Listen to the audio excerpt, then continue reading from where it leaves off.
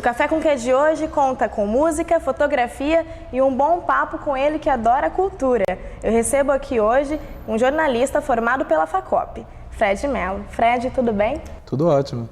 Fred, para começar, você começou a cursar comunicação social e foi para o lado da publicidade, mas depois você se apaixonou pelo jornalismo. Como que se deu isso? Sim, exatamente. Acho que primeiro de tudo foi que eu sempre fui amante da literatura e durante a faculdade eu também me descobri como autor. Eu descobri que também como escritor eu descobri esse lado meu, muito do lado artístico também. E aliado a tudo isso com todo o lado de responsabilidade social de jornalista, eu acho que eu acabei me descobrindo como um jornalista, não como um publicitário. Então eu me vi numa situação diferente daquela que eu imaginava de quando eu entrei. Bacana. E você também se identificou muito com o fotojornalismo, né? O que te encantou nessa área? Sim, exatamente. Eu assim, antes da faculdade, eu não tinha contato com fotografia mesmo. A não ser aquela fotografia ou outra que é tirada num almoço da família ou numa festa. Fora isso, mesmo câmera digital, eu tinha muito pouco contato. E nas primeiras aulas de fotografia da universidade, eu acabei me dando conta de que isso era uma nova arte que eu poderia desenvolver mais um lado meu, né? Mais uma faceta aí, artística. E eu acabei descobrindo, mesmo com câmera não digital, com a câmera analógica, que essa era mais uma forma muito bacana de se expressar, mais uma forma muito objetiva e artística que o ser humano pode usar como recorte da realidade, né? O que você acha da fotografia? Como que você descreve ela poder levar, por meio da imagem, o conhecimento do mundo para as pessoas? Olha, eu acho que é uma forma fantástica. Ela pode derrubar governos, como ela pode colocar pessoas no governo. E essa carga imagética que ela carrega é uma coisa fantástica, que poucas outras mídias, mesmo agora com o advento de internet e tudo mais que a gente tem de tecnologia recentemente, fotografia é uma coisa que nunca vai deixar de mostrar essa aura fantástica, esse recorte, aquela coisa antiga dos primeiros índios que encontraram fotógrafos de achar, não me fotografe, você vai roubar a minha alma, né? E até hoje algumas culturas ainda têm esse estigma da fotografia. Como você disse que gosta muito, você fotografa eventos culturais. Você acha que por meio da fotografia é possível disseminar esse tipo de cultura para quem não tem acesso? Absolutamente. Eu acredito que a cultura tem chegado às pessoas, às vezes, de uma forma muito... Inclusive para nós, que moramos, às vezes, no interior e não temos muito acesso à cultura, além de Sesc, além de Matarazzo e coisas assim, a gente acaba perdendo um pouco o foco do mundo cultural que existe, mesmo fora do Brasil e até mesmo dentro do Brasil. E eu acho que, eu acredito muito que a fotografia pode também resgatar isso, pode também trazer isso, essa visão diferenciada que o ser humano pode ter um pouco a mais, pode ter um pouco a mais daquilo que a gente tem aqui, um pouco mais do que uma exposição, um pouco mais do que um rodeio, que são coisas da nossa região que também fazem da cultura popular daqui. Mas a gente pode também tentar resgatar um pouquinho do que acontece por aí afora. Você ficou por um ano na Inglaterra para aprimorar os seus estudos da língua inglesa. Lá você viu que o inglês, não lá, mas aqui também você viu que o inglês é muito importante no mercado de trabalho. Mas além dessa importância, qual que é a importância de ter mais uma segunda língua e o inglês? Bom, eu acredito que o inglês, ele é fundamental hoje em dia, claro, ele não é mais um diferencial para qualquer profissão. E principalmente para nós. E o inglês, o grande lance que me faz ser apaixonado pela língua inglesa é a quebra de fronteiras que isso traz. Hoje em dia, por mais que boa parte do mundo hoje em dia fale chinês, mas por questões demográficas, não questões culturais, a língua inglesa ela ainda faz com que você consiga se comunicar com outro ser humano, com uma pessoa, às vezes com uma pessoa da Tailândia, que tem um código verbal tão diferente do nosso e a gente consegue se expressar com esse ser humano, consegue pegar a experiência dele e dar a tua própria experiência por causa da língua. Eu acho que o inglês é uma língua fantástica por causa disso. Ele acabou se tornando, por todas as questões históricas, essa língua tão importante que é hoje. Falando disso, de quebrar fronteiras, você conheceu um egípcio lá e passou por uma situação inusitada. Conta pra gente. Sim, esse egípcio ele era da minha sala, da minha turma de inglês em Londres. E aconteceu que durante a crise, no mês de janeiro, que tudo mudou, o governo caiu no Egito, tudo aquilo aconteceu que nós acompanhamos daqui também. Ele ele trazia as notícias para a gente de primeira mão, às vezes muito mais rápido do que a BBC dava, mesmo na TV em Londres ou então no website. Ele conseguia trazer, por exemplo, informação de número de mortos. Ele falava, olha, já morreram 150. E a gente, às vezes, tinha informação na mídia que tinham sido 30.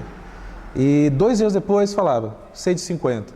Então, ele conversando com a família, ele conversando com os amigos do Egito, trazia essas informações em primeira mão. Eu me sentia, assim, um correspondente, né? Como se fosse um correspondente. Essa informação eu passei para alguns amigos jornalistas também daqui, essa experiência na época e tudo mais, mas na questão cultural eu me senti muito privilegiado, né? De conseguir participar de um momento histórico com uma pessoa que está lá, uma pessoa que veio de lá, né? Isso para mim não tem preço, não tem nada que se pague essa bagagem cultural que você consegue agregar quando você faz uma viagem desse porte. E chegou a mudar um pouco a sua visão sobre o jornalismo quando você via que ele passava um determinado número de mortos e na TV você via uma coisa um pouco diferente?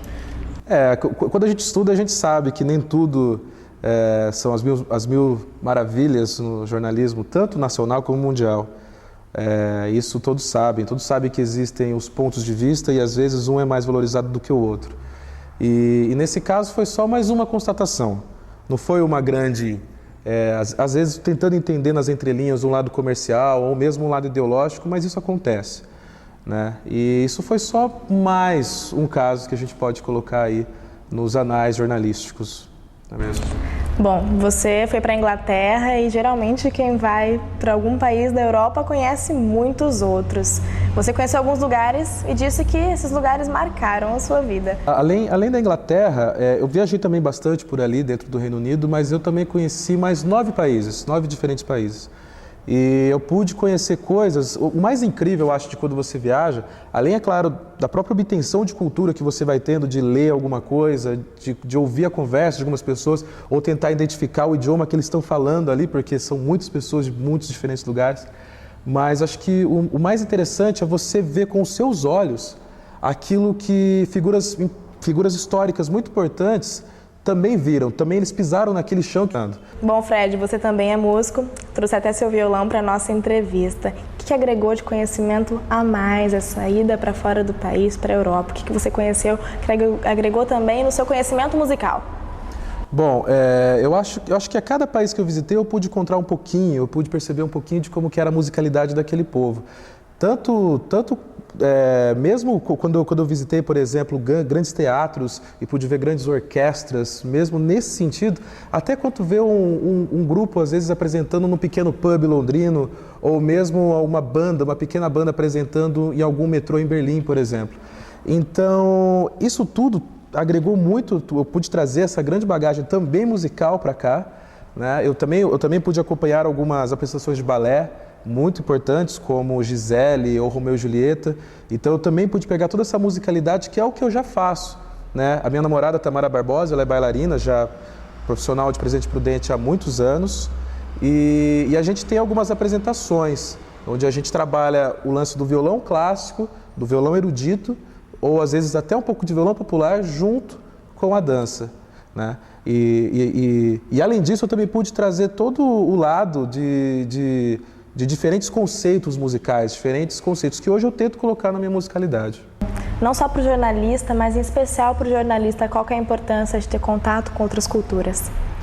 Bom, eu acho que a importância de você ter contato com outra cultura, muito mais do que a obtenção de informação pela informação, só o simples fato de você, da língua, quebrar isso, você conseguir extrair alguma coisa, é o lado ser humano. É o lado ser humano de você chegar no lugar e você se fazer entendível, e você também conseguir obter a informação dessa outra pessoa que talvez você nunca imaginasse encontrar, ou que você nunca imaginasse conversar e não conseguiria, se às vezes essa quebra que a língua inglesa traz e que a gente consegue colocar numa linguagem só, talvez que você nunca imaginasse que você fosse encontrar. Então, essa cultura de você saber às vezes que uma pessoa da Tailândia não gosta que você passe a mão na cabeça dela, sabe, que isso é alguma coisa que vai ali contra os preceitos religiosos do país. De tudo que você conheceu, teve alguma situação que mais te marcou, assim, que você mais lembra? Um fato que me marcou bastante foi ter visto, principalmente depois da crise europeia, ter visto muitos mendigos pela Europa. Eles sempre estiveram lá. Principalmente, às vezes, uma população cigana que já vem historicamente sendo mais estigmatizada pela sociedade desde a época pré-nazista e tudo mais, mas mesmo hoje. Então, você ainda vê muitos mendigos pelas ruas. Então, assim, são coisas que chocam um pouco o fato da gente pensar assim, poxa, mas os problemas sociais são só nossos. Não são, eles são mundiais. Qual que é a dica que você daria para os nossos atuais alunos, como um ex-aluno? Bom, primeiro de tudo, aproveitem a faculdade. Aproveitem muito a faculdade, porque ela tem muito a oferecer. Sejam esponjas, principalmente dos professores. Nós temos aqui professores fantásticos, que eu vou levar na minha cabeça para o resto da minha vida. E, se possível, viajem.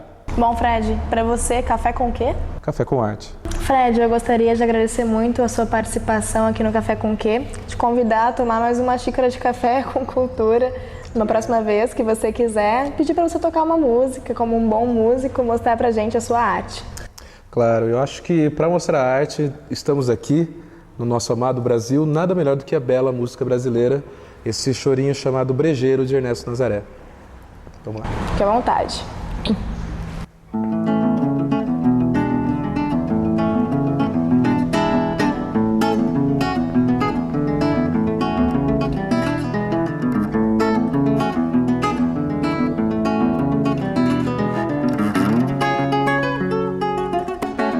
E a você que está nos assistindo, muito obrigada pela companhia. Até o próximo Café com o Quê?